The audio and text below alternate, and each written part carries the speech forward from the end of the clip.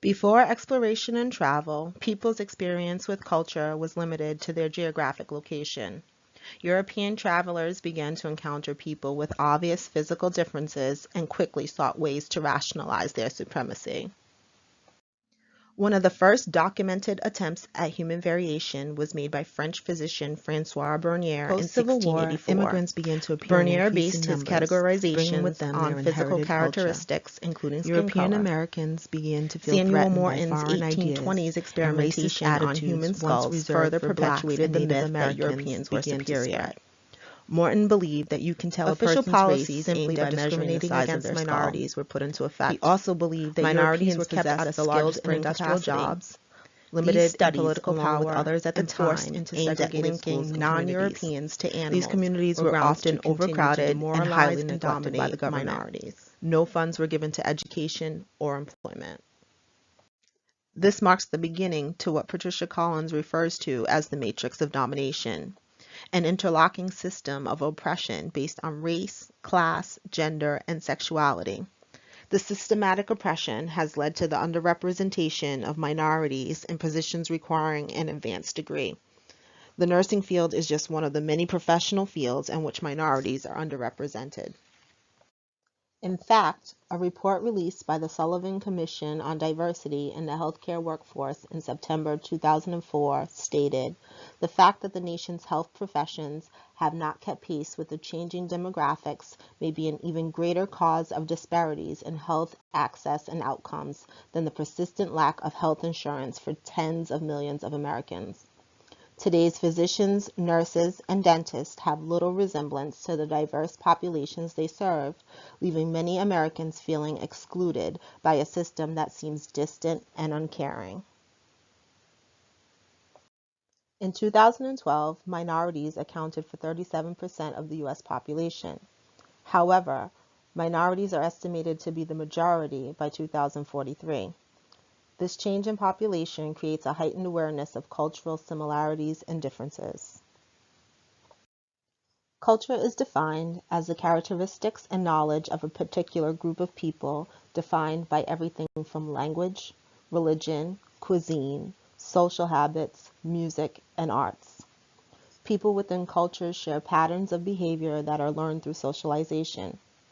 The way people practice religion, their mannerisms, their celebrations, and even their medical care are all ways that people practice cultural habits. Research shows a strong positive connection in patient outcomes with effective, culturally sensitive nursing practice and a diverse nursing staff. Culturally sensitive practice is not new to the nursing field. Cultural sensitivity is incorporated into the Nursing Code of Ethics.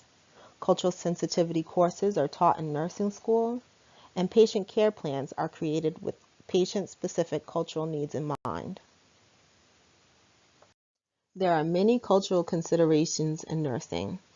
Language, communication, touch, personal space, religion, and gender are just some of the cultural differences that, when caring for patients, can affect compliance and end-of-life care. A simple example of how healthcare is affected by culture is with medical decision-making. U.S. culture is rooted in individualism, with individual rights often greater than that of society. HIPAA laws mandate privacy, making it against the law to share information even with family members without permission from the patient. This is a marked difference from 70% of other cultures who consider themselves collective. Many cultures believe medical decisions are made amongst the family or in a group or community organization such as schools or churches. Nevertheless, despite evidence showing better patient outcomes when patients are treated with respect to their specific culture, minorities are largely underrepresented in the nursing profession. It is common knowledge that nursing as a profession is dominated by females. 93% of nurses are female and 7% are male. However, some people may not realize that according to a 2013 survey of the National Council of the State Board of Nurses, nurses from minority backgrounds represent a mere 17% of the registered nurse workforce. As nurses, we understand that providing culturally sensitive patient care leads to better patient outcomes, and that the best way to do so is to create an environment representing the communities we serve.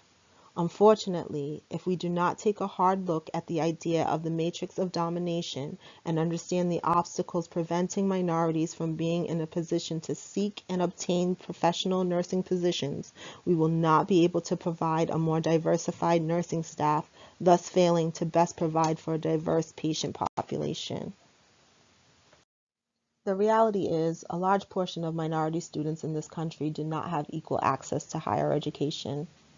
High poverty schools and lack of academic resources put many minority students at a disadvantage, leading to academic underpreparedness by the time they reach college. Financial difficulties is another problem. The cost of college has skyrocketed. Many government grants have been replaced with student loans, and minorities may be reluctant to incur such a large debt. Recruitment strategies for minority students should focus on the unique difficulties these students have. Schools must focus on concerns such as discrimination, isolation, and the perceived lack of emotional and moral support for minority nurses. The ultimate fix is to provide equal opportunity to education, allowing more minorities the opportunity to attend college.